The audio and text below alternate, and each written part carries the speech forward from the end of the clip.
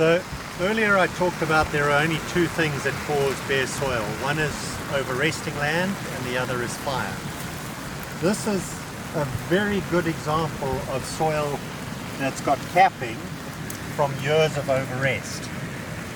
And as you can see, this cap with the moss growing on top of it, and as you can see this water running off, there's no way for the rainwater to penetrate and go into the aquifer. All this rain will just run off from this bare soil. Now we're going to walk down to the stream right here and you will see the consequence of rain running off the land because there's no ground cover. To regenerate this area, you can see all these pipelines and these pipes going everywhere where they are trying to irrigate shrubs. Now, shrubs' roots are the wrong root system to hold soil in place.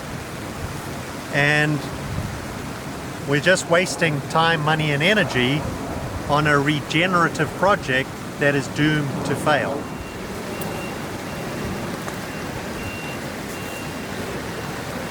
There is the consequence of bare soil. There is the consequence of a decision to keep grazing animals off the land that are the only thing we know of that keep grasslands in a brittle environment like California has alive. So without the herding animals to keep the grass alive, the soil becomes bare, because only two things create bare soil: over resting land and fire. This land is a typical example of overrested land, and the consequence is there is our topsoil flowing out to sea. Good.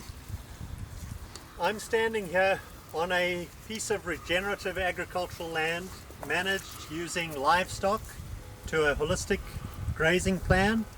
And they have used the livestock to heal this land, to get the soil covered with ground cover, to get there to be mulch and healthy grassland. Now, directly above me, at roughly a 30-degree incline, is roughly between 100 and 200 yards of steep hill.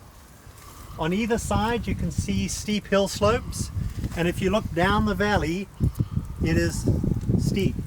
But there are no torrents of brown, silt-laden water flowing off this land. In fact, if we look over here, you can see the water flowing out of the soil. None of it's actually coming from above. It's actually flowing out of the ground, crystal clear, after it's soaked in to the hillside up the hill. Now, it was able to do that because the ground has a thick layer of mulch from grass, from grazing animals trampling it flat during the 9 months of the dry season, and preparing the land to store and hold water.